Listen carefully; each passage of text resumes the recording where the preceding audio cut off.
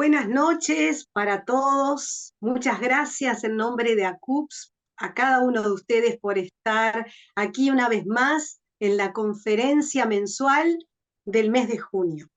Agradecemos a cada uno de ustedes por separar el segundo lunes de cada mes y poder participar de estas conferencias que tienen el gran objetivo de poder aportar contenidos, saberes para ayudarnos a una vida en un mayor bienestar. En esta noche nos honra con su presencia la doctora Alicia Casas Gorgal.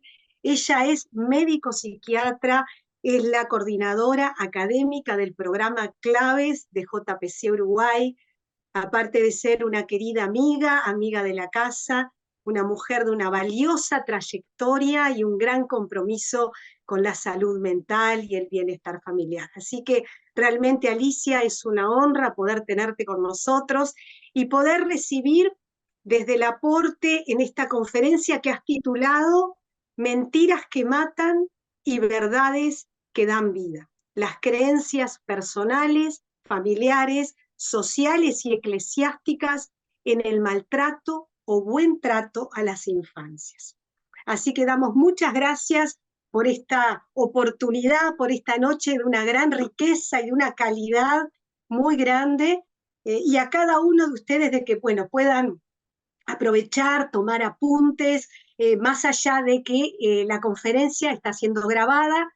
En una semana será subida al canal de YouTube de ACUPS, donde están allí todas las conferencias que venimos desarrollando ya desde el 2021 y bueno, que puedan tenerlas para seguir recibiendo. Y sin más, vamos a dar lugar a Alicia para que des comienzo a tu conferencia y bueno, agradeciendo también que se siguen presentando, vemos tantos amigos de toda América Latina y de tantas naciones que también se conectan segundo lunes de cada mes a nuestras conferencias. Así que bienvenido América para esta conferencia y un gusto estar juntos compartiendo. Costa Rica, El Salvador, Argentina, gracias, Uruguay y de todo Uruguay.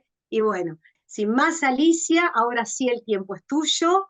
Adelante y que Dios te bendiga en este compartir.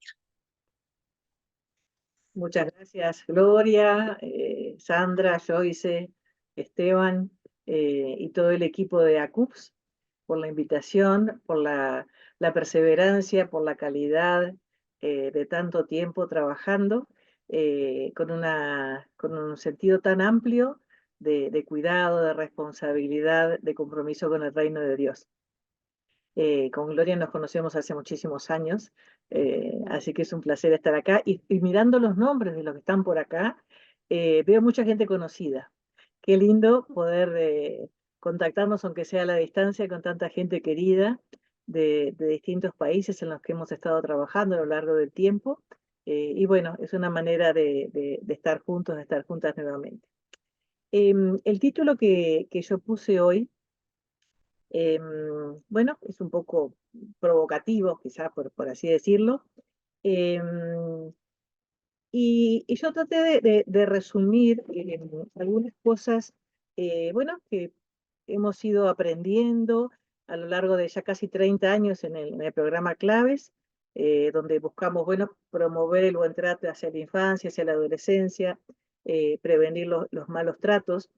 Em, y a través de, bueno, de conocer mucha gente, de estar en realidades muy diferentes, de participar de iglesias en América del Sur, en América Central, en el Caribe, eh, nos vamos dando cuenta de que hay ciertas cosas que las tenemos en común, ¿no? Y algunas cosas buenas que tenemos en común y otras cosas no tan buenas que tenemos en común. Todos sabemos que Dios ha previsto, ¿no? En su maravilloso diseño para la vida humana, que esa criatura diminuta, ¿no? Que llega a este mundo, pueda llegar a un nido de crianza, como dice nuestra compañera Magdalena García, a un nido de crianza amoroso, confiable. Para crecer como Dios quiere, se necesitan algunas cosas. Se necesitan de personas que quieran a esos niños que llegan, que los cuiden, que los escuchen, que satisfagan sus necesidades, que los consuelen. que los acompañen en el dolor y en la alegría, que sean buenos modelos, eh, que les enseñen el camino del bien y del mal, que les enseñen a elegir, que no utilicen la violencia como una modalidad educativa, que los eduquen con amor, con esperanza, con ganas de vivir. De alguna manera, adultos que sean la expresión concreta del amor de Dios. La manera en que Dios ama a los niños y niñas que llegan a este mundo es a través de las personas que los cuidan, no hay otra manera. Y estas personas que reciben no tienen que ser perfectas, ¿no? Siempre decimos que nadie resiste a unos padres perfectos. Tenemos que tener imperfecciones, ese no es el problema. Lo importante sí es que podamos, cuando nos damos cuenta de que cometemos errores, poder responsabilizarnos, poder reparar, poder disculparnos, poder empezar de nuevo. Realmente si hay un espacio así, un nido de crianza así, que recibe al niño o a la niña que llega a este mundo, ahí realmente se puede dar el desarrollo de esa vida abundante que Dios quiere para todos. No hay vida abundante en abstracto. La vida abundante para los niños y niñas, y en especial para los más pequeños, se mediatiza a través de un nido de crianza que tiene estas características. Y para que eso sea posible, bueno, cada familia, cada nido de crianza precisa el apoyo de otras personas, de otro grupo de familia ampliada, de vecinos, de amigos, de la iglesia, de instituciones de la sociedad civil, del Estado, para que sea el mejor lugar para crecer. Y por supuesto, uno querría que las familias, los hogares infantiles, los hogares sociales, los sustitutos, las iglesias, las escuelas, fueran los lugares más seguros para crecer. Pero no siempre es así. En estos mismos lugares, que son los lugares donde mejor se trata a los niños y niñas, también paradojalmente son los lugares donde más se los maltrata. Y uno piensa, bueno, hay algo que los adultos, las adultas estamos haciendo mal en el mundo que estamos proveyendo a los niños. Seguramente también algo que los cristianos y cristianas más específicamente estamos haciendo mal o dejando de hacer, porque los niños y niñas vinculados a iglesias evangélicas, yo sé que la mayoría del auditorio probablemente esté vinculado con iglesias evangélicas o iglesias cristianas, o por lo menos reconocemos que vivimos en un trasfondo donde la fe cristiana, y especialmente en otros países de América Latina y el Caribe, es muy fuerte e impregna de alguna manera la sociedad. Pero algo debemos estar haciendo mal, porque cuando uno escucha a los niños, y yo sé que muchos de ustedes tienen una tarea privilegiada y hacen una tarea privilegiada en esto de escuchar a los niños y niñas, nos dicen a veces cosas muy terribles. Yo quiero leer algunas cosas que son textuales, que he escuchado decir directamente a niños y niñas en América Latina. Por ejemplo, mi mamá me quemó la mano en la estufa para que aprenda a no robarle monedas. Una niña de 5 años. Una niña de 3 años dice un poco a media lengua: mi mamá tiene en el carrito del bebé, en la carriola decía, pero es el cochecito del bebé, una vara para pegarnos cuando nos portamos mal en la reunión de la iglesia. Nos lleva al baño y nos pega con la vara. Una niña de 3 años. Una de 11 años. Me invitaron a dormir en la casa del pastor. Me desperté y estaba sin ropa. Yo me había dormido con ropa. Y una niña de 9 años dice con toda dolor: cuando mi papá me violaba, me hacía poner una mano apoyada en la Biblia para que recordara que Dios me ordenaba obedecerlo en todo. Es duro, ¿no? Es duro escuchar estas cosas de los niños, de las niñas en América Latina. Y estos testimonios representan de alguna manera a millones de niños y niñas que sufren malos tratos cada día. La OMS, en un informe del 2020, nos dice que la mitad de los niños y niñas de América Latina y adolescentes han sido víctimas de malos tratos en el hogar. Es el lugar que debería ser el mejor lugar para crecer. También nos dice que 17 a 22% de niños y niñas han sufrido violencia sexual antes de los 17 años de edad. La violencia sexual tiene muchas caras, algunas muy visibles, otras no tan visibles, pero también sabemos que dentro de la iglesia esto ocurre. Y esto realmente nos avergüenza. Hoy sabemos y no podemos ignorar el impacto que tiene la violencia en la vida de los niños, ¿no? Los malos tratos limitan tremendamente las posibilidades de niños, de niñas, en su desarrollo físico, moral, mental, social, espiritual, y también afecta y mucho la posibilidad de una relación sana con Dios, especialmente cuando los malos tratos ocurren dentro de la iglesia. No sé si lo han vivido ustedes, yo lo he vivido muchas veces a lo largo de los años. Víctimas de abuso sexual dentro de la iglesia, que no solo se han afectado en muchas áreas de su vida, sino también en su fe.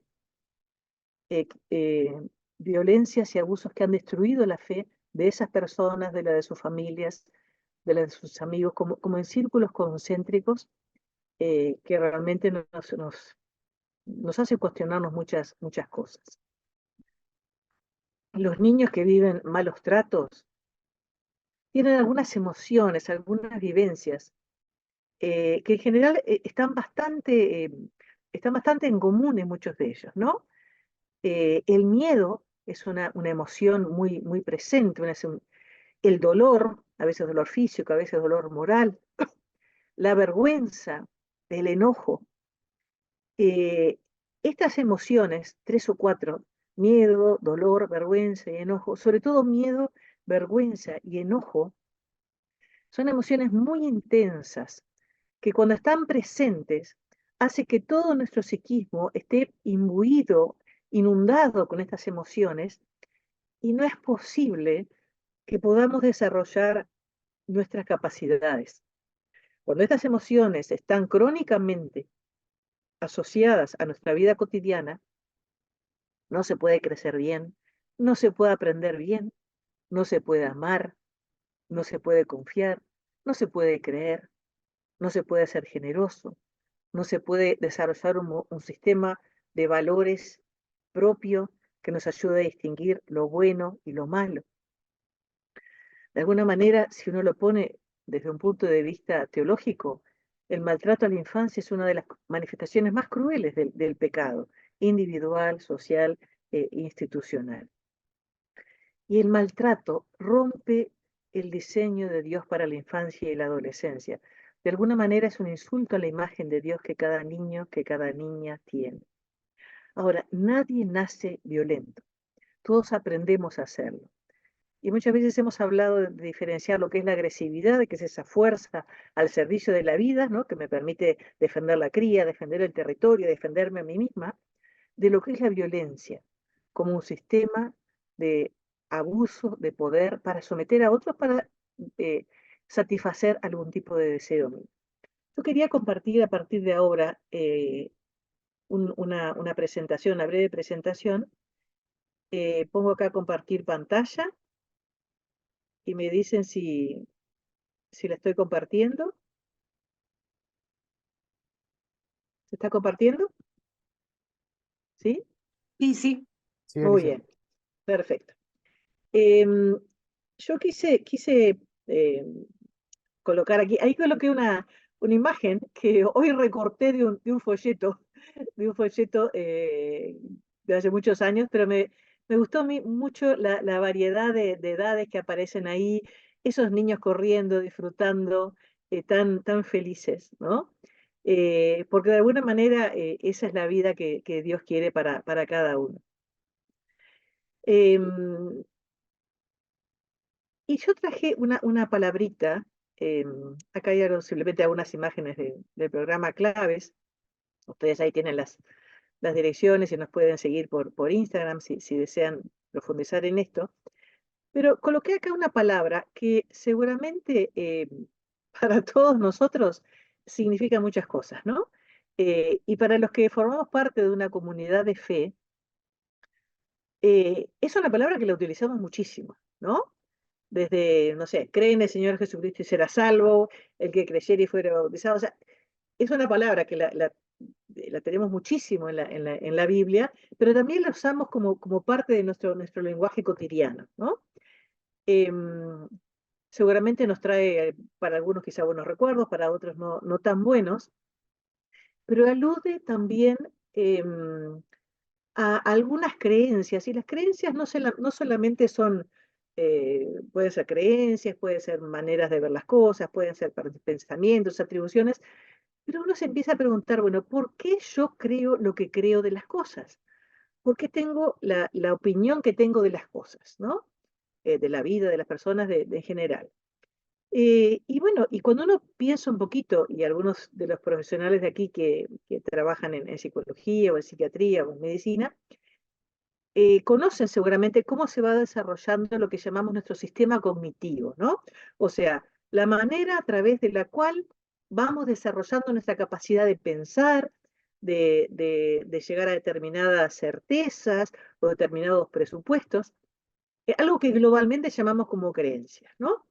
Algunas de estas creencias las hemos aprendido, que sea las primeras, las hemos aprendido en nuestro núcleo de crianza, no las hemos aprendido en casa, en nuestra familia. Otras cosas las hemos aprendido con nuestros amigos, con nuestros vecinos, en la escuela, en la iglesia, cuando participábamos de la escuela dominical o del grupo de adolescentes, o de las organizaciones sociales que participamos, o del liceo o de la universidad. Y seguramente fuimos cambiando muchas de esas creencias, porque bueno, íbamos conociendo nuevas cosas. Em, ¿Qué quiero decir con esto? Lo que nosotros creemos de las cosas, nuestras creencias, eh, tienen que ver con lo que hacemos. Em, Cuando somos personas más o menos sanas, ¿no? No hay por qué ser perfecto, pero más o menos sanas, hay una correlación entre el creer o el pensar, ¿no? El sentir y el hacer. ¿Ah?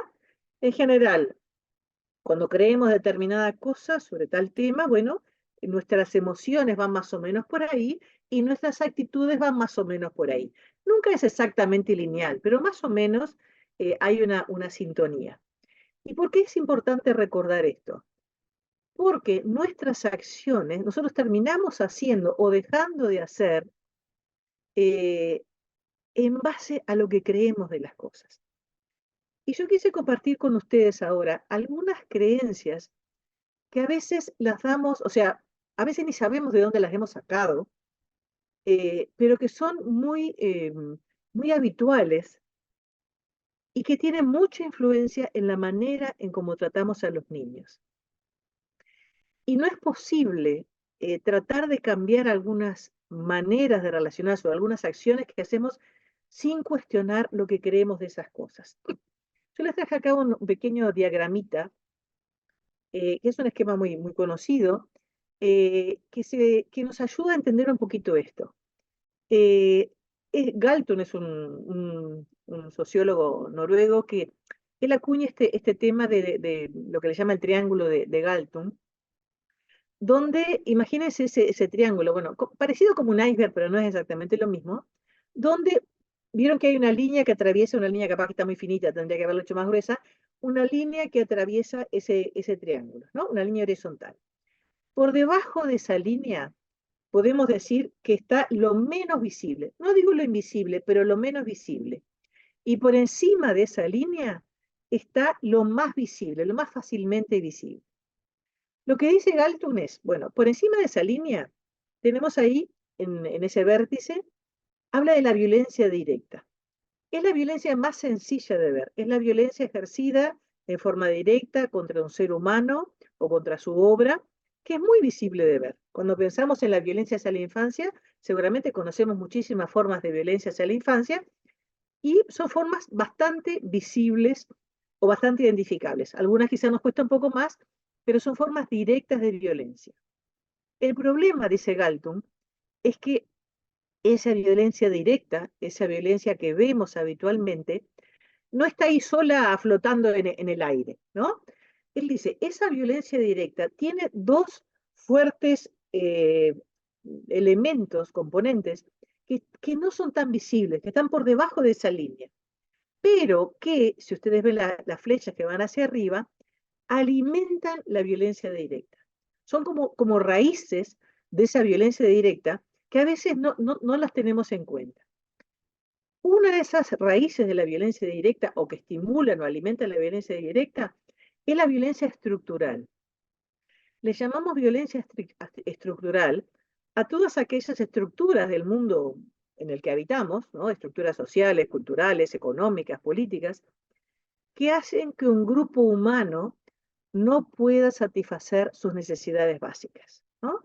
Ejemplos de violencia estructural, por ejemplo, la pobreza es un tipo de violencia estructural. Que una etnia humana tenga menos posibilidades de desarrollo es un tipo de violencia estructural. Que un grupo etario o que personas con discapacidad tengan menos posibilidades, son muchas formas de violencia estructural que no son tan visibles. No es que alguien diga, ah, voy a violentar a este grupo, no, sino que se da como consecuencia de una serie de estructuras que perpetúan las inequidades entre distintos grupos humanos.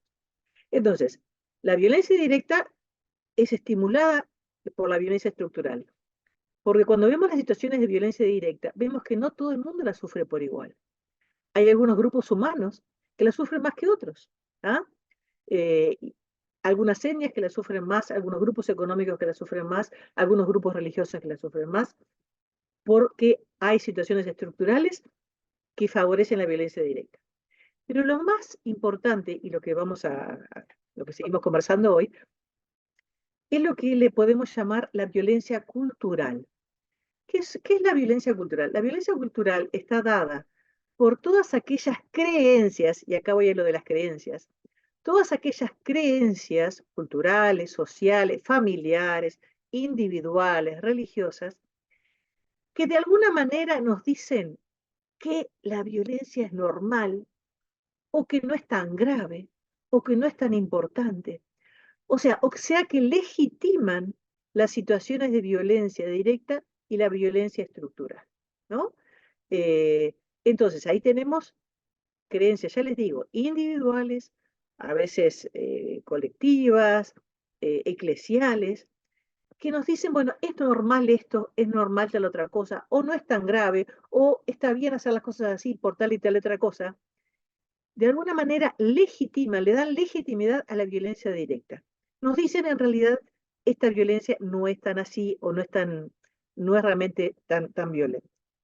Y lo que vamos a conversar ahora, muy sucintamente, yo elegí 8 creencias que forman parte de esta violencia cultural. Por supuesto que hay miles, ¿no? Y cada cultura tiene las favoritas, ¿no? Pero que si nosotros mantenemos esas creencias, y las quiero calificar como de mentiras en el sentido de creencias que son equivocadas, que son erróneas, que no son ajustadas a lo que Dios nos enseña, pero que sin embargo cotidianamente se nos cuelan todo el tiempo. Y miren, aunque trabajemos hace muchos años con infancia, con adolescencia, con familias, con violencia, se nos siguen colando. Y uno tiene que estar como muy alerta, porque continuamente se nos cuelan. Yo acá vieron que la imagen que estaba al principio, yo la rompí. Hoy la rompí y le saqué estas fotos, porque realmente este tipo de creencias rompen el diseño de Dios, eh, el proyecto de una vida abundante para niños y niñas. Una primer creencia es creer que los niños y sus cuerpos son una propiedad de los adultos. Puede parecer como muy burdo, pero en realidad está muy presente esto y lo vemos en muchas expresiones que tenemos, ¿no? Por ejemplo, el nene no me come, ¿no? Es una propiedad mía, es parte mía, ¿no? Que no tiene mucha importancia. Pero otras, por ejemplo, eh, yo te golpeo porque soy tu padre. Y tan arraigado está esto que muchas veces los niños dicen esto, porque estas creencias también las comparten los niños. Eh, Vos no me toques que no sos mi padre, vos no podés decirme nada porque no sos mi madre, ¿no? Eh, los niños los tomo, bueno, son algo mío, yo hago lo que quiero con ellos, van para acá, van para allá, ¿no? Hacen esto, hacen lo otro, lo visto de tal manera, no les pido permiso para las cosas, no tomo en cuenta sus opiniones, sus intereses, callate, levantate, o sea, tratamos a los niños como una cosa cuando pensamos que son una propiedad nuestra. Cuando decimos, vos no te metas con mis hijos, solo yo me puedo meter con mis hijos. Eso es un problema. Si nosotros creemos que los niños son una propiedad nuestra, nosotros con nuestra propiedad hacemos cualquier cosa, hasta destruirla. En realidad, los niños no nos pertenecen, los niños y niñas no nos pertenecen. No son una propiedad nuestra de la que podemos disponer a nuestro antojo. No son una propiedad que esté para nuestra satisfacción, para nuestro placer, para nuestra alegría, para cumplir nuestros deseos. No, son algo mucho más allá de eso. Los niños pertenecen a Dios, no nos pertenecen a nosotros. Y los que conocemos el Evangelio sabemos que Jesús los coloca en un lugar de preferencia. Todos nos acordamos de aquel salmo que dice: herencia de Jehová son los hijos, ¿no? Eso es curioso porque es una herencia que se nos da aunque el padre no ha muerto, ¿no? Como habitualmente las herencias las recibimos cuando nuestros padres mueren. Herencias de Jehová son los hijos. Los hijos son de Dios, no son nuestros. Dios nos los da por un tiempito. Nos los da en tanto padres, madres, en tanto docentes, en tanto tías, abuelos, profesionales, pero el dueño es Dios. Y un día nos va a pedir cuentas de qué hicimos con su herencia. Entonces, desde estas cosas pequeñitas, pensemos, a ver, no, los niños no son una propiedad para mi satisfacción, para mi alegría, para mi orgullo. Todo eso en todo caso viene por añadidura a veces. Y otras veces no. Pero no nos pertenecen. Segunda, y muy, muy grave y muy seria.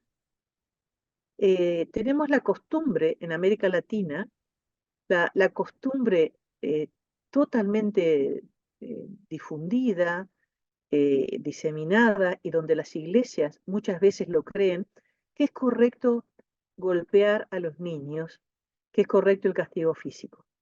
El castigo físico se define como provocar dolor intencionalmente para modificar una conducta. Esa es la definición estricta de castigo físico. Provocar dolor intencionalmente para modificar una conducta. Y por supuesto que es muy popular porque sí, es muy, muy efectiva a corto plazo, ¿no? Pero acá hay un problema. No solo no es útil ni es justo, sino que transmite la idea de que es legítimo, de que es normal provocar dolor a las personas que amo. Y esta es una creencia terrible. Porque te quiero, te aporreo. No sé si en otros lugares hay un refrán parecido, pero debe haber, ¿no? La letra con sangre entra, ¿no? Y esta creencia de que es normal, normal en el sentido de bueno, yo entiendo que es común, no es normal, ¿no? Esta creencia de que es normal provocar dolor a las personas que amo, tiene consecuencias para toda la vida. Tiene muchísimo que ver con la violencia de género.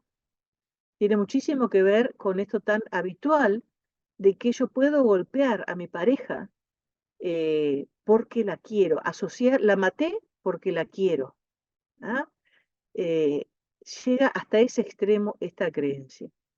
Y también la creencia de que el dolor educa. El dolor nunca educa. El dolor puede rápidamente extinguir una conducta, por supuesto, porque Dios nos ha hecho para huir del dolor, pero no es una estrategia capaz de educar, capaz de hacer reflexionar, capaz de generar creencias nuevas. El dolor educa, es pretender que es una herramienta educativa. Y el dolor nunca es una herramienta educativa. Eh, lo que Jesús nos ha enseñado y lo que el Evangelio nos ha enseñado es que el amor no hace daño a nadie. Ustedes se acordarán de Pedro, ¿no? Pedro es el que dice esto exactamente con estas palabras. El amor no hace daño a nadie.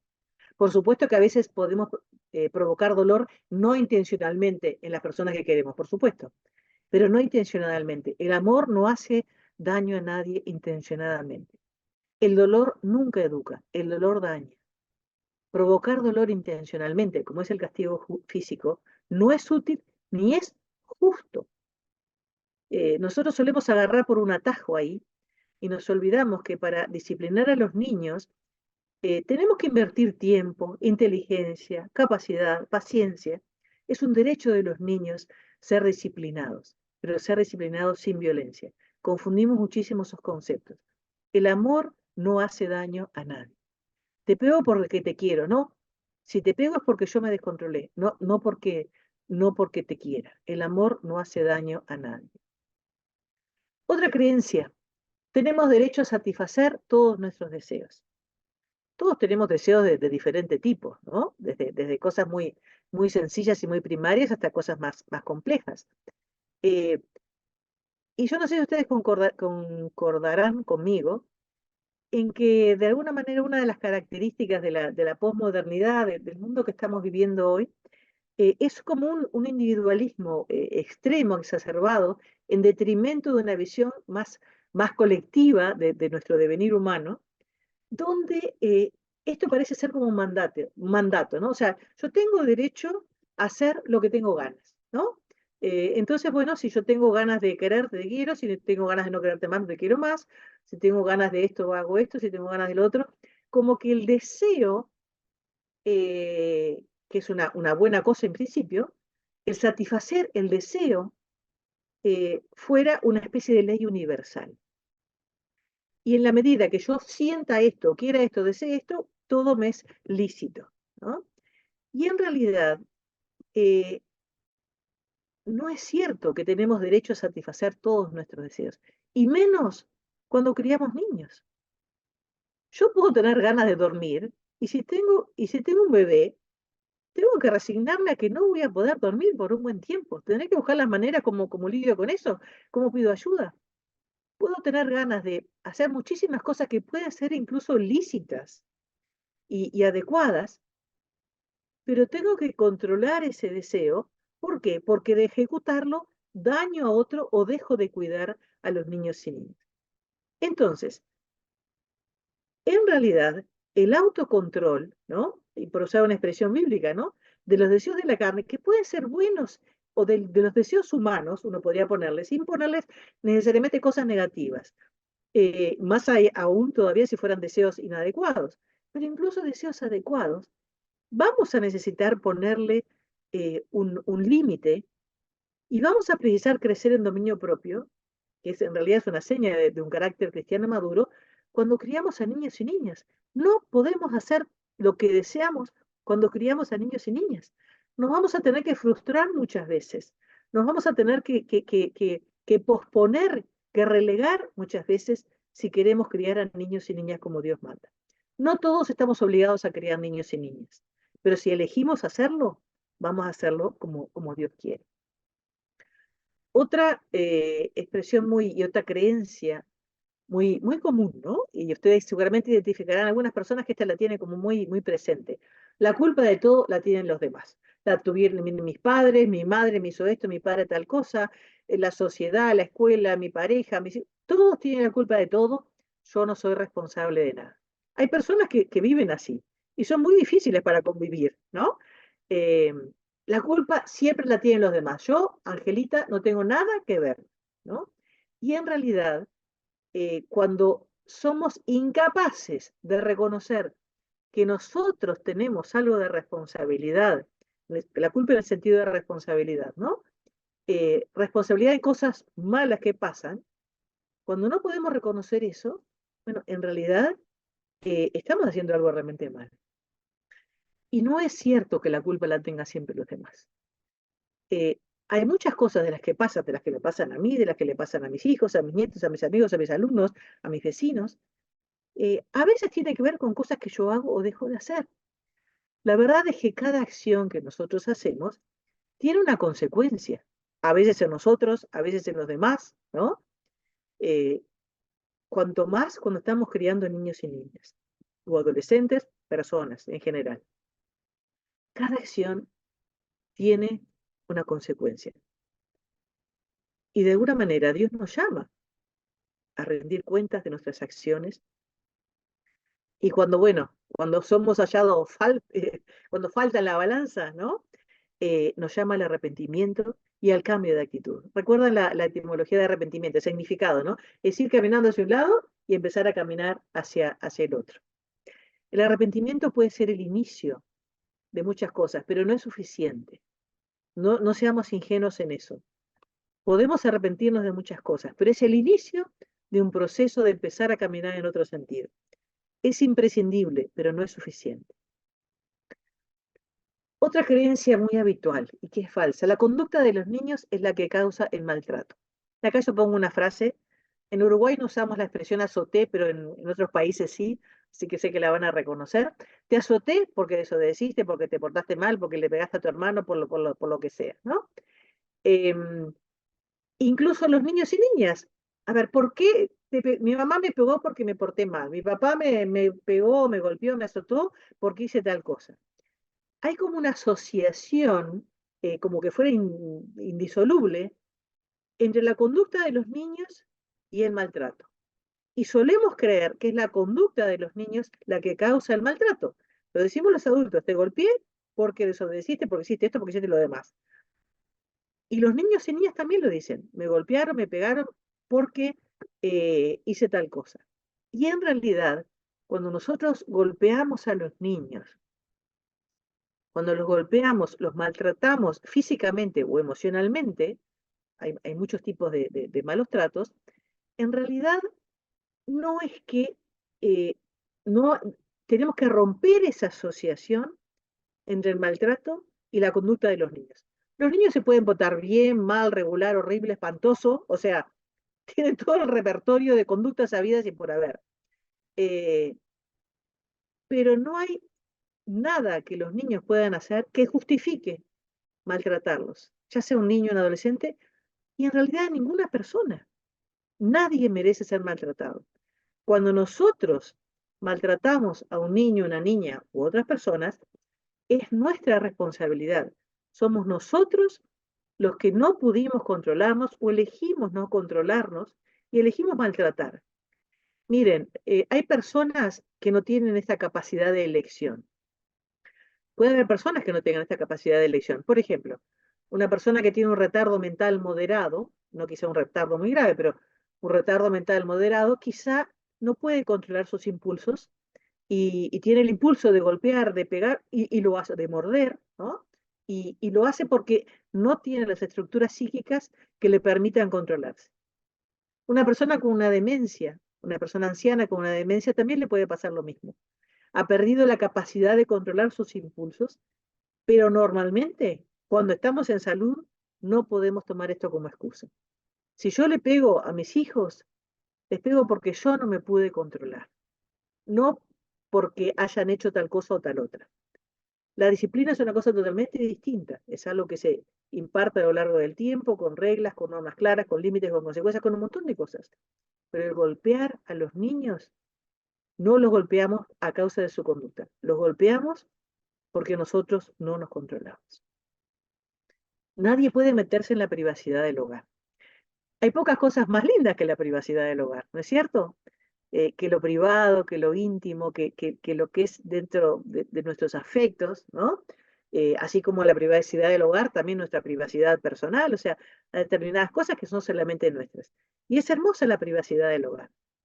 Es hermosa la privacidad del hogar, pero no puede ser utilizado para permitir que esa privacidad sea usada para proteger, que sea utilizada para encubrir la violencia y no para proteger.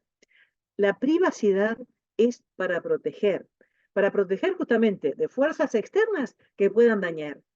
Para eso es la privacidad del hogar, para proteger también de los propios impulsos que cada uno trae, todo el proceso de educación, de formación que se hace en la privacidad del hogar inicialmente, por más que después se vaya ampliando.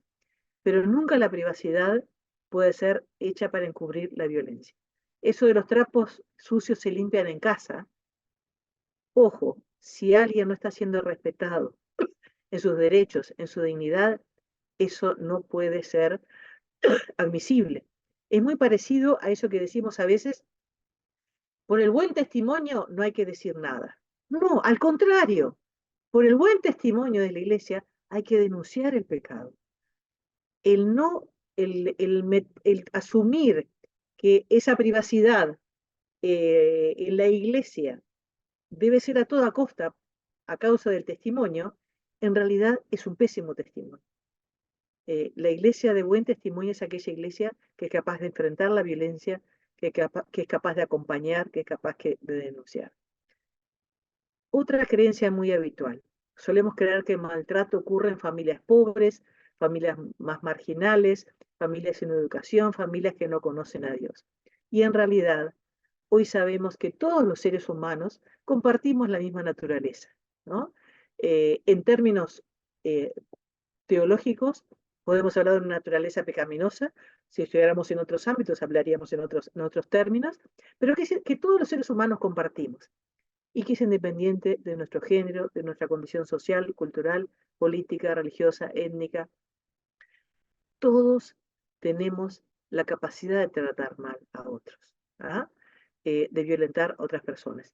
Y dentro de la iglesia ocurre igual. A veces pensamos que la iglesia, a veces muy ingenuamente, bueno, en la iglesia estas cosas no pasan. Sí, pasan estas cosas. El abuso sexual, que es una de las violencias más ocultas, ocurre en la iglesia.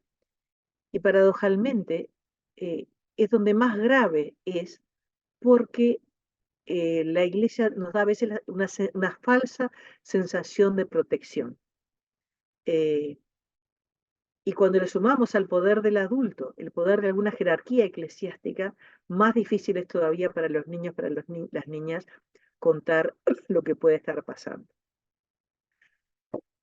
Y esta última, hay personas que valen más que otras. Todos tenemos nuestra escala en nuestra cabeza, eh, y la tenemos que estar desafiando continuamente, porque todos tenemos estas ideas, que hay algunas personas que valen más que otras. A veces, en esa jerarquía que ponemos, bueno, ponemos a los niños que ya están más bajos, los adultos están más altos, eh, a veces ponemos un género en un lugar, otro género en otro lugar, ponemos una etnia en un lugar, otra etnia en otro lugar, ponemos una clase social en un lugar, otra clase social en otro lugar, y ponemos unas personas con determinada orientación o identidad sexual en un lugar y otras en otro lugar. Todos tenemos nuestras categorías, ¿no? Y continuamente, y miren que cuando estoy diciendo esto lo digo en primer lugar para mí misma, continuamente tenemos que estar desafiando estas creencias, porque no hay personas que para Dios valgan más que otras. Todos los seres humanos son creados a imagen y semejanza de Dios, incluidos los niños y niñas. Y esa dignidad, ese valor que nos da ser imagen de Dios, no depende de ninguna condición. Pero todo el tiempo tenemos que estar cuestionándonos estos. Estas creencias se nos cuelan por todos lados. Estas mentiras se nos cuelan por todos lados. Y continuamente tenemos que estar desafiándoles. Seguramente a ustedes les suena este versículo, ¿no? Cambiar nuestra manera de pensar para que cambie nuestra manera de vivir. Seguramente muchos lo saben de memoria, Romanos 12, 1 y 2, y recoge justamente esto que traíamos al inicio. La manera de vivir va a cambiar si cambiamos nuestra manera de pensar. Si no cambiamos nuestra manera profunda de pensar, y a veces lleva mucho esto, mucho esfuerzo, mucho trabajo, eh, el desarrollo de una espiritualidad muy profunda, muy iluminada realmente por el Espíritu Santo, eh, si no logramos cambiar eso, no va a cambiar nuestra manera de vivir. Y ahí, bueno, sabemos lo que sigue, ¿no? Para ver cuál es la buena, experimentaremos, veremos la buena voluntad de Dios, agradable, perfecta, pero quería hacer énfasis en esto, cambiar la manera de pensar para que cambie nuestra manera de vivir. Y examinar nuestros pensamientos, esos pensamientos que de golpe nos vienen, y decir, para un poquito, a ver, si tengo alguna duda, bueno, ¿qué haría Jesús acá? ¿Cómo trataría Jesús a esta persona? Eso nos puede dar una pista más o menos de cómo actuar. Y saben que hay algo que se parece mucho a las mentiras, no es exactamente una mentira, pero son dos pensamientos o dos creencias que las traigo en particular seguramente para muchos de los que están acá, que trabajan específicamente en infancia y adolescencia, y en particular con la violencia. Estas dos creencias. Podemos cambiar todo, ¿no? Y hacer que este sea un paraíso para los niños, o no podemos cambiar nada. Y mire, los que trabajamos en esto, oscilamos a veces en estas dos cosas, ¿no? Podemos cambiar todo o no podemos cambiar nada. ¿Y por qué pasa esto? Porque miren, eh, nadie queda inmune y nadie queda igual cuando se mete con la violencia. Nadie queda igual cuando nos metemos en estos temas. Entonces, bueno, nos pueden pasar muchas cosas. Acá esta imagen de Guayasamín, este pintor ecuatoriano tan especial, tan expresivo, me da la impresión como de un agobio muy grande, ¿no? Como una carga muy grande que se está llevando, ¿no? Trabajar con violencia nos puede indignar, nos puede angustiar, nos puede a veces paralizar, ¿no? Nos puede llevar a desanimarnos completamente, nos puede incluso llevar a ser cínicos. Esto no va a cambiar más, ¿no? Al llevar a los síndromes de desgaste profesional, de burnout. Pero ¿saben qué? La exposición a la violencia, si no tenemos determinados cuidados, y seguramente otras veces ustedes han tratado estos temas, si no tenemos determinados cuidados, podemos o terminar ejerciendo nosotros más violencia, ¿no? O llegar a ser totalmente cínicos, o abandonarnos y destruirnos totalmente, agobiarnos de tal modo que ya no sirvamos para nada. Y recordemos que también la violencia impacta en nuestra fe, porque impacta en nuestra comprensión del género humano. Se hace muy difícil creer en personas que podemos hacerle tanto daño a los niños, a las crías humanas. eh, Impacta en nuestra concepción de Dios, ¿no? Cómo todo el viejo tema del dolor humano, ¿no? Todas las preguntas que se hace Job, ¿no? ¿Por qué ocurre esto? Y por más respuestas elaboradas que tengamos, nos queda siempre un resquicio en el que no sabemos por qué, ¿no? Y esto afecta a nuestra fe. Eh, ¿Y saben qué? Afecta nuestra visión del mundo, afecta nuestra visión del futuro, afecta nuestra visión de Dios. Eh, y creo que la única manera de poder trabajar o estar en contacto con la violencia, y muchos de ustedes que son profesionales de la salud, están en mucho contacto con la violencia, con los pacientes, con los relatos. ¿Qué paciente? Muy pocas situaciones no tienen que ver con la violencia en sus múltiples formas. Creo que la única manera de poder intervenir en este tema, y acá traigo la imagen nuevamente, esa imagen eh, restaurada entera, ¿no? Para poder intervenir en este tema necesitamos tener la visión del reino de Dios. Ese reino de Dios que por un lado está presente, ¿se acuerdan las veces que Jesús habla? Este domingo Silvia en la iglesia estuvo predicando de eso. Todas las veces que Jesús habló de que el reino de Dios ya estaba presente, ¿no? De que Él traía el reino de Dios. Por un lado, sabemos que está presente, pero por otro lado, es Él todavía no. Sabemos que todavía no está completo, ¿no? Está presente, pero todavía no está completo. Está presente, pero todavía no.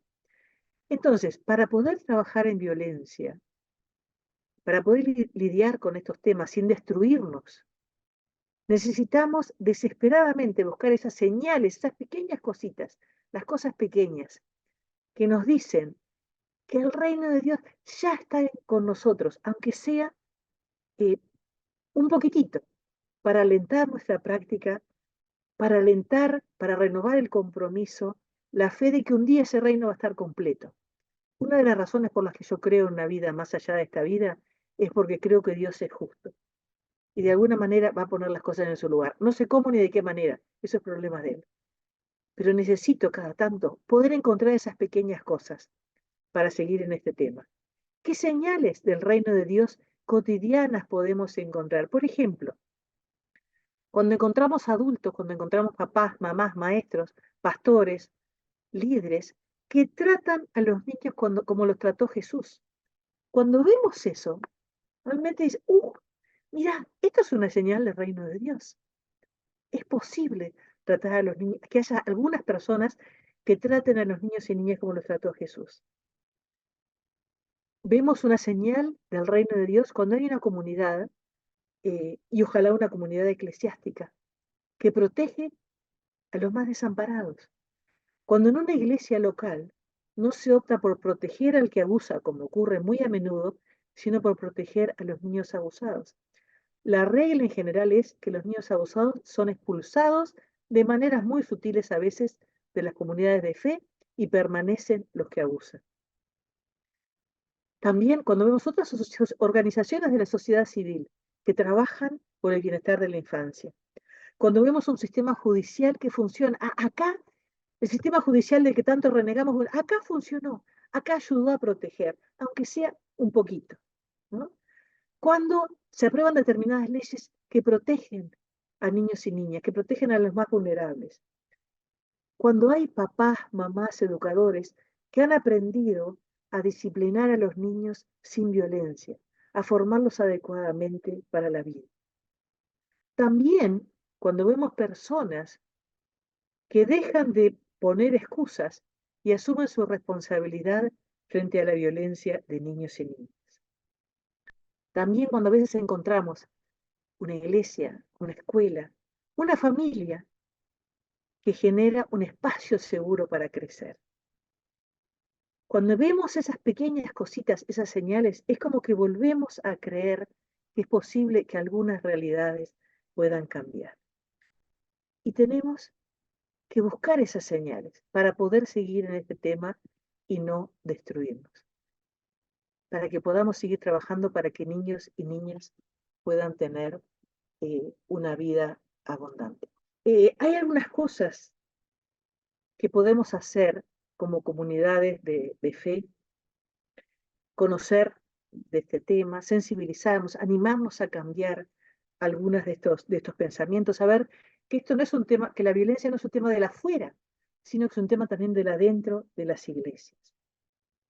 Tenemos que saber que en nuestras iglesias hay personas que sufren maltrato, pero también personas que ejercen maltrato. Y tenemos que buscar también aquellas cosas estructurales que favorecen las situaciones de violencia y la impunidad, la no responsabilización. Seguramente tenemos que revisar nuestra manera de leer la palabra de Dios para que se refleje en nuestras prácticas. Porque muchas veces utilizamos la palabra de Dios como una herramienta para perpetuar la violencia, para generar impunidad. Tenemos que revisar temas como la autoridad, como la obediencia, como la relación entre los géneros, eh, el rol entre las generaciones, el tema del arrepentimiento, que es necesario, pero no es suficiente. Las personas que tienen la costumbre y el hábito de maltratar a los niños e incluso de abusar sexualmente de ellos, el arrepentimiento es el primer paso, pero no alcanza con el arrepentimiento.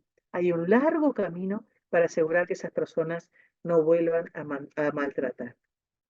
Tenemos que trabajar en el fortalecimiento de factores que en los niños, niñas, en las familias tomen el valor de fortalecedores. Tenemos también que apoyar a las familias en la crianza. Ninguna familia cría a los niños y a las niñas solos. No es posible. ¿Se acuerdan aquello tan dicho, no? Que para criar a un niño se necesita toda una aldea. Apoyar a las familias en la crianza, favorecer espacios de juego, de modelado, demostrar cómo se trata bien a los niños, cómo se juega con ellos, cómo se generan los vínculos de apego, de empatía, cómo son las prácticas de crianza sin violencia, conocer las características de cada edad y ayudar a aquellas familias, especialmente identificándolas, aquellas familias que están con un mayor riesgo, que son más frágiles, donde de alguna manera no hay un despliegue de todas las capacidades parentales que serían necesarias. ¿Cómo hacemos para potenciar adultos que puedan ser más protectores en el contexto de esas familias más frágiles? También tenemos que aprender a trabajar con otros que trabajan en cosas similares, redes cristianas y redes no cristianas que promueven la protección y el bienestar de la infancia, gubernamentales, no gubernamentales, distintos espacios de las sociedades civiles. Poder acompañar pastoralmente, sin dejar de hacer las derivaciones técnicas necesarias, pero poder acompañar desde nuestro lugar.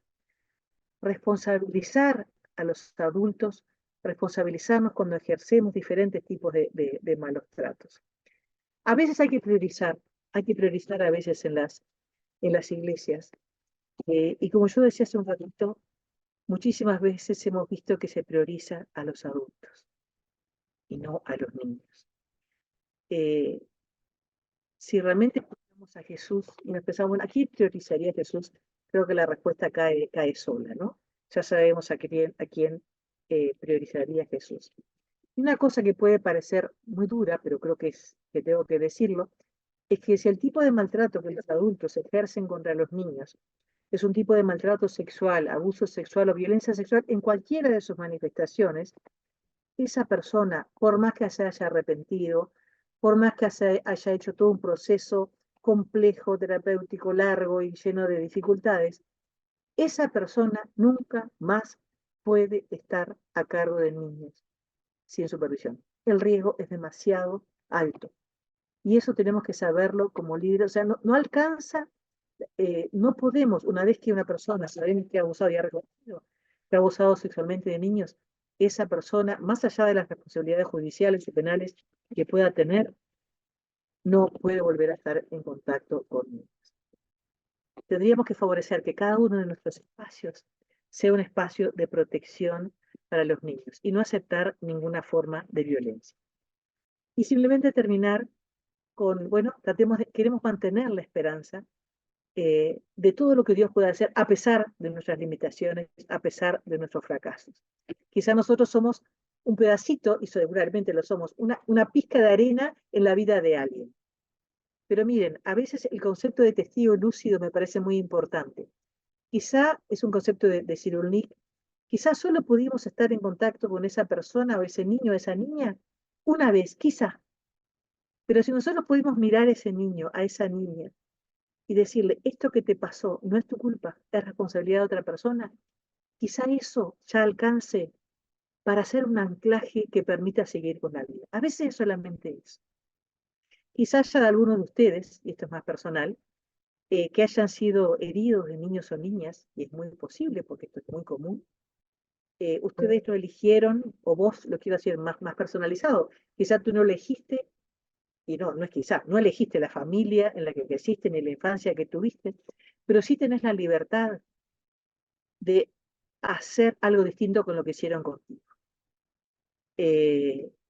Con tu historia, con tu futuro, con las personas que te fallaron o las que fallaron en protegerte. Ahora tú sos una persona adulta y ya no pueden lastimarte como te lastimaron de niño. Y tienes que recordar que no hay nada, pero nada, que vos hayas podido hacer que haya sido una justificación para que te maltrataran, para que abusaran de ti. Las heridas curan, aunque tarde. Y a veces, bueno, puede quedar una marca. Pero si esas heridas todavía están abiertas, ¿qué quiere decir?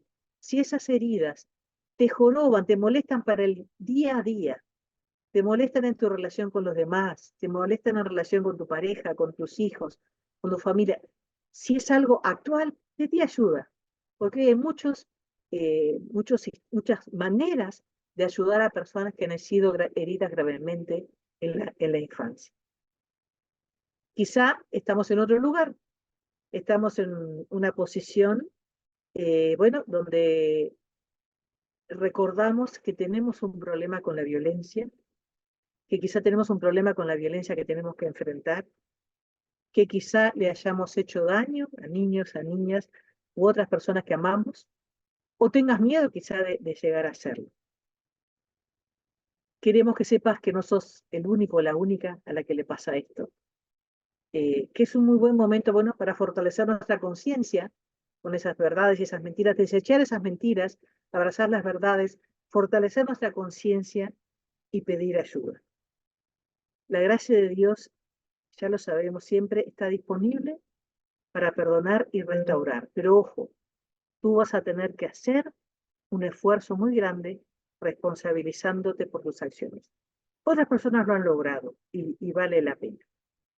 Mantengamos la esperanza, el compromiso, sabiendo todo lo que Dios puede hacer con poquitas herramientas que nosotros podamos desarrollar.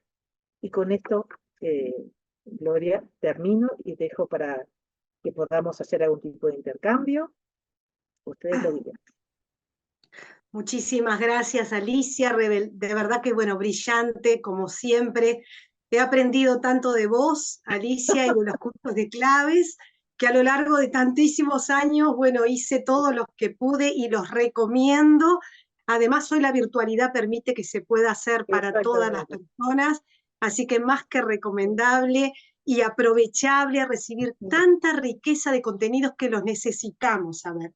Son luz que Dios permite que tengamos para cada día ser más sabios, ser más sanos, poder actuar con sabiduría, con inteligencia, viendo donde hay mentiras, pudiendo abrazar la verdad, pudiendo pedir ayuda. Y en esto tan importante de que todos que estamos en contacto con personas, oscilamos a veces en esto, sobre todo en ayuda, como decía Pillon Rivière, ¿no? Entre la omnipotencia y la impotencia. No somos omnipotentes porque, bueno, todo no lo podemos hacer, sin embargo, no somos impotentes porque siempre algo podemos hacer. Y has dejado preciosas semillas para que cada uno desde el lugar en los que estamos podamos llevar ese mensaje que a veces es una frase, pero que hace la diferencia en la vida de un niño, de una niña, de un adolescente, porque de ellos es el reino de los cielos, así lo dijo Jesús, y esa también es nuestra responsabilidad y compromiso. Hay un montón de preguntas, comentarios, y quiero dar lugar a Sandra y a Joyce para articular este espacio contigo, Alicia. Muy bien, te agradezco tus palabras, antes de darle paso a Joyce. Muchísimas gracias por tus palabras, Gloria. Quiero comentarles a los participantes de este grupo tan precioso que estamos haciendo un nuevo certificado que se llama Crecer con Amor, que va a ser en Centroamérica, destinado a Centroamérica, en Honduras, un curso presencial y después virtual. Nos pueden escribir y le podemos mandar la información. ¿Ah? Claves UI van a tener toda la información, así que les invitamos a poder hacerlo también. Excelente, poder escribirlo en el chat, Alicia, si no se comunican con nosotros y nosotros le transmitimos la información para ustedes, ¿sí? Por las dudas que no hayan podido tener. Muy bien. Adelante, Sandra, Joyce, entonces. Acá estoy dándoles las buenas noches, las gracias por habernos acompañado. Mis felicitaciones a la doctora Alicia Casas por esta brillante exposición. Y sin más, quería comentar por un lado cuántos países nos han acompañado hoy, aparte de gente de Uruguay, Salto, Tacuarembó y Rocha. Tenemos personas de El Salvador, de Costa Rica, de República Dominicana, de Ecuador, de Venezuela, de Bolivia, de Colombia, de México, de Chile, de Brasil. Espero no haber pasado por alto a ninguno, si no nos pueden volver a saludar y a decirnos desde dónde nos escuchan y nos ven. Y voy a dar lugar a Venezuela una pregunta, y Panamá. También. De Honduras, mi tía Honduras, ay, se me pasó. Venezuela y Panamá, que además te reciben con mucho amor, Alicia, están diciendo de Honduras cuando vayan. Qué lindo, precioso Honduras. De Perú también, mira. Qué lindo. De Perú no había visto bien. Bueno, una pregunta acá se expresa así: ¿cómo podemos aconsejar a los padres que hoy se sienten impotentes ante la violencia de los niños, especialmente con las madres? ¿Cómo disciplinarlos, sin que los violenten? Muy bien. Hay dos temas ahí, me parece, ¿no? Por un lado es la violencia de los hijos hacia los padres.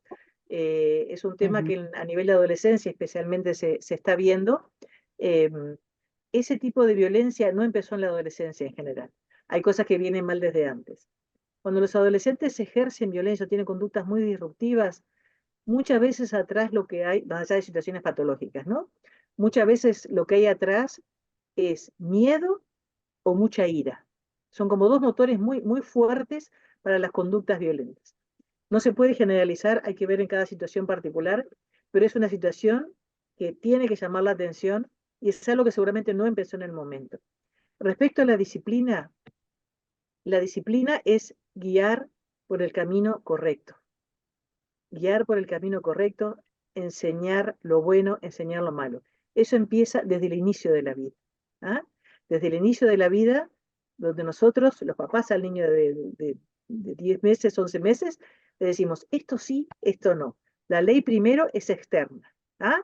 Los niños aprenden y van, para agradarnos, van aprendiendo a hacer lo que nos gusta y lo que no nos gusta. A medida que vamos creciendo, vamos organizando la convivencia a través de lo que son las normas, las reglas, los límites que se van poniendo acorde a las características de las edades, algunos van cambiando con las edades, pero es un proceso continuo que da trabajo y que requiere mucha claridad de parte de los padres. La disciplina es enseñar el camino correcto. La disciplina se impone a través de normas, límites, de consecuencias, de trabajos adecuados con cada edad. Hay mucho material sobre disciplina, pero creo que lo más importante que recordemos es que la disciplina no tiene nada que ver con el castigo físico. La disciplina es muy exigente, es muy difícil y requiere una dedicación de toda la familia. Porque lo más no disciplinar a los niños, de alguna manera es un tipo de maltrato, es una negligencia. Los niños necesitan una adecuada disciplina justamente para que logren integrar un sistema moral propio y no que yo actúe o deje de actuar porque me están mirando o no me estén mirando, como gran cosa, ¿no? Buenas noches. Bueno, muchas gracias, Alicia, por tan rica, bueno, exposición. Y bueno, como bien decía Sandra, hay, bueno, mucha gente saludando, agradeciendo por esta instancia. Bueno, de Brasil, sumando otro de los países. Después, bueno, de acá de Uruguay, de Rivera, de Florida. Y acá yo había visto una pregunta que no sé si, capaz que ya la respondiste recientemente, pero capaz que algo más para agregar. Bueno, ¿cuáles son los límites de la disciplina y corrección sin que ello pueda ser catalogado como maltrato? Mira, hay una línea como muy sutil, ¿no? Entre lo que es maltrato y lo que no es maltrato. Todos podemos tener estilos diferentes de disciplinar, porque tenemos estilos, somos personas diferentes. ¿Se me escucha bien? Sí, ¿Sí? Sí, sí. Está. Todos tenemos estilos diferentes de disciplina, porque nuestra personalidad es diferente. Entonces, vamos a encontrar algunas personas que tienen un estilo más flexible, más permisivo, algunos papás, algunas mamás, ¿no? Vamos a encontrar algunas personas que tienen estilos un poco más autoritarios, ¿ah? Vamos a encontrar personas que tienen un estilo más, como más en el medio, ¿no? El problema no es los estilos, cada persona tiene estilos diferentes y puede haber diferentes estilos de disciplina, ¿ah? Que van con nuestra personalidad, con nuestras creencias, con nuestras maneras de ser. Entonces, no se trata de que todos ejerzamos la disciplina de la misma manera, porque todos los niños y las adolescentes, aparte, son todos diferentes. Tiene que ser adecuado a cada uno. El problema es que algunos estilos de disciplina rápidamente pueden derivar en algunos tipos de maltrato. Por ejemplo, un estilo permisivo, ¿no? Un estilo que tiende a ser permisivo, que tiende a ser como más flexible. Bueno, si no tenemos un poco de cuidado, ese estilo puede ir llevando a entrar en la negligencia. ¿Ah? Entonces, el riesgo de un estilo permisivo es entrar en la negligencia. Cuando entramos francamente en la negligencia educativa, de salud, lo que sea, ahí ya estamos en un tipo de maltrato. Pero también cuando tenemos un estilo autoritario, donde de alguna manera acá se hace lo que yo digo, ¿no? Podemos llegar a entrar en un estilo violento por comisión. ¿Ah? Entonces, el tema no es tanto los estilos, sino los componentes. Los componentes tienen que ser flexibilidad, gradualidad, ¿no? Tomar en cuenta las características, tomar en cuenta los contextos, tomar en cuenta los aprendizajes anteriores. Las reglas no se ponen, si no hay una sola regla en la casa y en la convivencia, no voy a poner 25 reglas de una. No, vamos a elegir aquellas 3 o 4 cosas que realmente nos parecen importantes para poder convivir. Las reglas son lo que organiza la convivencia, lo que permite la convivencia. Bueno, ¿no? ¿En qué cosas nos ponemos de acuerdo para trabajar, para vivir juntos? Bueno, no vamos a golpearnos unos a otros, o sea, 2, 3 o 4 cosas que sean acordadas por todos. Las reglas funcionan mejor cuando son acordadas, cuando son entendidas, cuando son lógicas y razonables. Los límites y las reglas tienen que ser razonables, adecuados a cada edad, a cada contexto. Entonces, estilos puede haber muchos, pero sepamos que los estilos autoritarios pueden deslizarse a los estilos violentos y los estilos más flexibles o más laxos pueden deslizarse a los estilos negligentes. Todos tenemos la capacidad, a ver, todos tenemos la capacidad ocasionalmente de maltratar, y todos a veces lo hacemos. Ese no es el problema. El problema es reconocer que a veces, bueno, se me escapó la cadena, como dicen a veces los chiquilines, y bueno, puedo pegarle un grito, una palmada, pero que no sea una manera permanente de relacionarme con los niños. Si le di una palmada a un niño y me doy cuenta que no tenía que habérselo dado, me corresponde que le pida disculpas. ¿Ah? Disculpame, te di una palmada y no estaba bien que te la diera. Fui yo que no me pude controlar. No es que te pegué por lo que vos hiciste. El problema no es cuando si ocasionalmente nos equivocamos, se nos va la mano con esto o con lo otro, o decimos una palabra que no es adecuada, un insulto. El asunto es reconocerlo y cambiarlo. El problema es cuando el castigo físico o humillante, porque el humillante también es igualmente malo, o negligente, es un estilo permanente y defendemos ese estilo como correcto. Ahí está el daño. Bien, continuamos entonces y voy a hacer mención de nuestros vecinos, Argentina, que creo que no mencioné, Guatemala, y de Uruguay, Canelones y Colonia Valdense.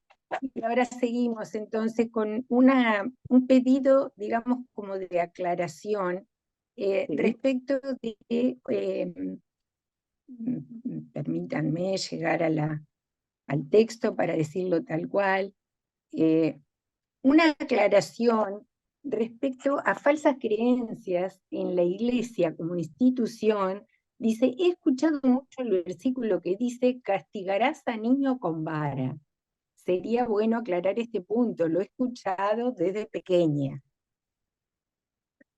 Justamente, nosotros tenemos, muy buena la pregunta porque es muy pertinente.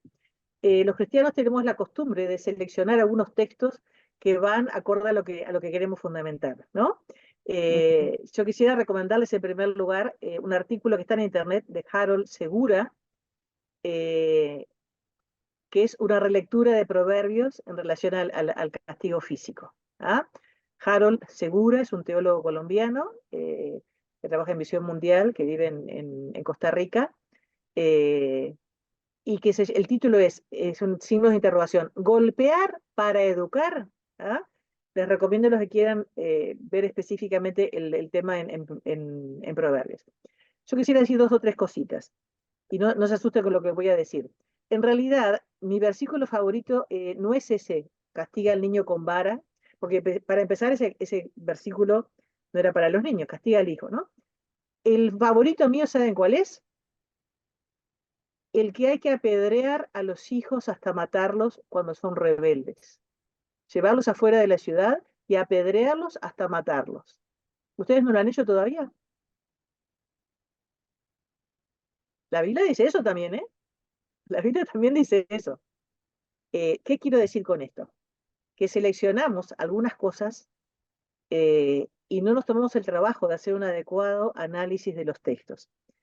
Ese texto de la vara y 2 o 3 más están en el contexto de muchísimos textos que hablan del consejo, del ánimo, del ejemplo, del modelo, de cómo alcanzar la sabiduría, que es el tema del libro de Proverbios.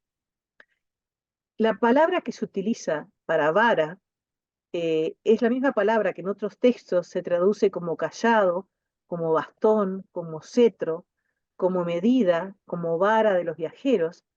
Es la misma palabra que se utiliza en el Salmo 23. ¿Se acuerdan? Tu vara y tu callado me infundirán aliento. Esa misma, es la misma expresión. ¿Ah? Entonces, no se refiere necesariamente a la vara del castigo, por más que en ese tiempo a todo el mundo, a ver, pensemos en la época que fue hecho eso, a la gente se la castigaba con azotes en la plaza pública, o sea, las familias tenían poder de vida o muerte sobre los niños. Hemos ido teniendo una luz cada vez mayor. En el principio no había límite para la venganza. En un siguiente tiempo histórico, la ley de Talión, ¿se acuerdan? Ojo por ojo, diente por diente. Había un límite. Te cortan la mano, te cortamos la mano. Pero había un límite a la venganza. En la época de los reyes, en la época que son escritos los proverbios, los niños, las mujeres, los esclavos tenían el mismo valor que los animales. ¿Ah? Había poder de vida o muerte sobre eso, sobre ellos. Eh, Incluso, aunque uno creyera que eso es literal, ¿ah? Habla de poner un límite al castigo. Castigarlo con vara, no lo mates, ¿no? Que era la costumbre de la época. Pero no estamos en ese momento. Nosotros somos cristianos, seguimos a Jesucristo. No somos mosaicos davídicos o, no sé, salomónicos, ¿no? Somos cristianos. Jesucristo tuvo que venir para mostrarnos cómo era Dios y para corregir todos los disparates que pensábamos de Dios. ¿Ah? Y Jesús nos mostró cómo era Dios. ¿Ustedes pueden imaginarse a Jesús golpeando a un niño con una vara? No hay manera, no hay manera. Para los cristianos, como dice Harold en ese artículo, ninguna parte del Antiguo Testamento, y hay 500 reglas distintas, es una regla de vida para los cristianos si no ha sido refrendada por Jesucristo. Y termino recordándoles a María y José. María y José fueron los mejores judíos, los más piadosos, los mejores judíos que encontró Dios para que fueran los padres de Jesús. ¿Se acuerdan de María y José, no? Todos los tenemos presentes. Seguramente sabían mucho de la ley, eran los mejores judíos que encontró Dios para que fueran los padres de Jesús. Cuando Jesús se pierde, ¿se acuerdan a los 12 años? Y los padres lo buscan como locos por 3 días. Yo pienso que si buscara a mis hijos por 3 días, o sea, cuando los encuentro los reviento a palos primero y después pregunto, ¿no? O sea, es lo que a uno le sale. Sin embargo, cuando María y José llegan al templo, bueno, José trae inmediatamente la vara que tenía abajo de la montura del burro, ¿no? Abajo de la montura del burro él tenía escondida la vara. Saca la vara de abajo de la montura del burro y azota a Jesús adelante de los sacerdotes para que aprenda a obedecer. ¿Eso es así? Hágame seña con la cabecita, por lo menos. No es así. El texto bíblico no dice eso. ¿Qué es lo que hace María, que es una genia? María utiliza algo que hoy en día es una de las tantas herramientas para la disciplina, que es lo que se llama la activación del estrés empático. María, desesperada, lo ve a Jesús y le dice: Jesús, ¿por qué nos hiciste esto? Estábamos muertos de angustia, nos estábamos muriendo de miedo, de angustia. Yo me imagino que se lo imaginaban muerto de una zanja, robado por ladrones, violado, caído de un acantilado, yo qué sé. Todas las cosas que uno se imagina en general cuando se le pierde un hijo, ¿no? No imagina las cosas mejores, se imagina las peores. María cuando lo ve dice: estábamos muertos de angustia, ¿por qué nos hiciste esto? No nos vuelvas a hacer esto. ¿Qué es lo que hace María y José? No agarran una vara para golpearlo, no. Y ellos eran judíos, los mejores judíos que Dios encontró. Si los mejores judíos que Dios encontró no hicieran eso, debemos estar leyendo muy mal los textos del Antiguo Testamento. Hacen que Jesús se pongan al lugar de ellos. Estábamos muertos de angustia. La angustia que teníamos de estar perdido. Pensábamos que te iba a pasar algo terrible. No nos vuelvas a hacer esto, por favor. Hacen que el otro se ponga en el lugar de ellos. Es lo mismo que hace un niño chiquito. Un niño chiquito lo hace a veces espontáneamente. Ve que ha golpeado a otro niño y cuando ve la cara de dolor del otro, siente el dolor del otro. Cuando no hemos estropeado todavía nuestro sistema de empatía. Y se ve que fue efectivo, porque el versículo siguiente dice: Jesús volvió a Nazaret y vivió sujeto a ellos. En una situación de altísimo estrés, los padres de Jesús no lo golpearon. Le hicieron, a través de la palabra, comprender lo que había hecho. Con eso, pero les recomiendo el artículo de Harold Segura. Bueno, muchas gracias, Alicia. Bueno, siguen apareciendo muchos mensajes de agradecimiento, felicitando por la exposición. Excelente el tema. Bueno, saludos de todas partes, del exterior y de aquí de Uruguay también. Había una abuela por ahí que saludaba. Sí, una abuela que... Sí, qué lindo. Yo tengo 3 nietos, así que entiendo bien. A veces, no es que seamos más permisivas las abuelas, somos diferentes. Ser abuela no es lo mismo que ser mamá. Y ¿saben qué? Uno lo descubre cuando es abuela. Antes uno se pensaba que era como ser mamá de nuevo, no, no tiene nada que ver. Al contrario, uno tiene otra serenidad, otra disposición también para disciplinar, para educar, para formar. A veces nuestro rol es ayudar al papá y a la mamá o a la mamá que esté, o al que esté criando a ese niño. Nuestro rol es de auxiliar, ¿tá? No de ocupar el lugar, de ayudar al papá, a la mamá o a esa mamá que está sola o a ese papá que esté solo a criar a ese niño en el buen camino. Siempre auxiliando, no ocupando el lugar. Bien. Sí, esta abuela, bueno, es de Chile, tiene 4 nietos. Ujú, Bueno, así ujú. que desde Chile. No sé, Sandra, si tenés alguna otra pregunta. Y Ah, hubo dos comentarios de personas que dicen, cuando en la iglesia, ya sea en reuniones infantiles o de celebraciones con niños, detectan algún signo, señal de que hay problemas en la casa o en el hogar, o que esos niños no los ven realmente felices, y más aún si los padres no son cristianos, ¿qué se podría instrumentar o de qué manera actuar? Piden más bien una orientación en ese sentido. Mira, creo que eso lo vivimos todas las personas que trabajamos en iglesias locales y con niños y niñas. eh, y en realidad creo que no hay otra posibilidad que acercarnos, que estar cerca, o sea, tratar de generar vínculos con esas personas que crían. Muchas veces a los niños los recibimos en la iglesia y no sabemos ni de dónde vienen, ni qué están pasando, ni de dónde van. Creo que no hay otra que acercarnos a esas familias, tratar de generar un vínculo de confianza. O sea, las familias son un sistema. Nosotros no podemos ir ahí a decirles todo lo que están haciendo mal. Salimos rebotados, o sea, rechazados totalmente. O sea, la única manera es poder generar vínculos con esa familia, generar confianza, poder empatizar, poder entender lo que están viviendo. Hay familias viviendo situaciones realmente terribles, ¿no? Y poder ponernos un poco en el lugar de esas personas y recién cuando podemos ganarnos el respeto, probablemente ellos también tengan muchas cosas para enseñarnos a nosotros.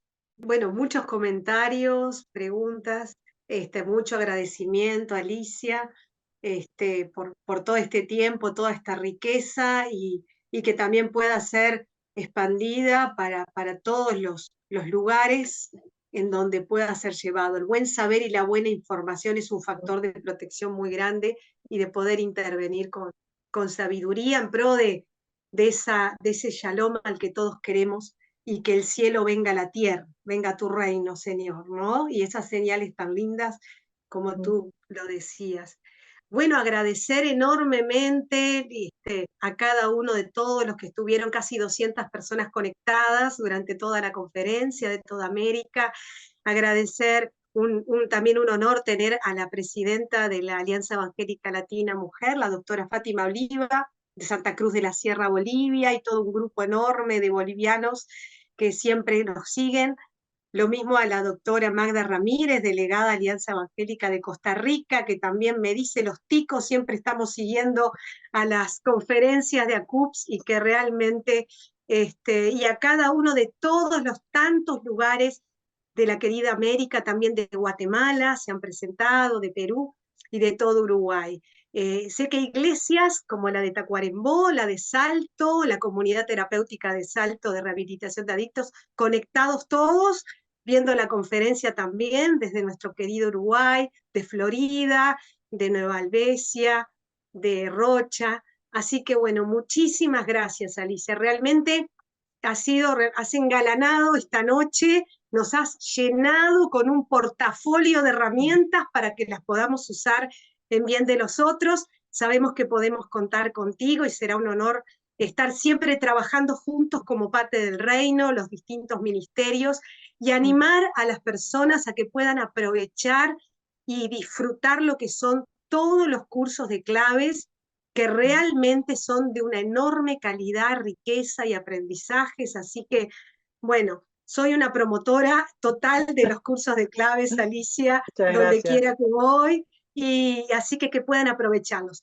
Está claves.uy, pero también si no pudieron conectar, se conectan con nosotros inmediatamente les vamos a pasar todos los contactos del programa Claves de JPC Uruguay. Sin más, agradecerles a todos, nos esperamos el próximo lunes 8 de julio, segundo lunes de cada mes, y esta vez con el teólogo, psicólogo Bernardo Escudero. Él estuvo en nuestro Congreso de Salud Mental el año pasado, él es de Lima, Perú, y va a estar trayendo el tema: si los cónyuges están bien, todo está bien. Él es psicoterapeuta especializado en matrimonios y pareja, y bueno, va a ser un honor tener a Bernardo Escudero desde Perú, también compartiéndonos en la próxima conferencia del próximo mes, lunes 8 de julio, siempre a las 20 horas, hora Uruguay. Van a estar recibiendo el link con todo lo que son los horarios de toda América, en los distintos horarios, y agradecer a todos los que se han conectado. Gracias, gracias Alicia, y bueno, gracias, que Clave siga también expandiendo por toda América tan precioso saber y tan necesario. Dios los bendiga a todos, que tengan una buena noche. Agradecer a todo este gran equipo de soporte, Esteban, Adriana, y a Joyce y a Sandra, que bueno, como equipo podemos seguir construyendo cada vez mejor y mejores cosas. Que Dios los bendiga y nos reencontramos 8 de julio a las 20 horas desde el Zoom.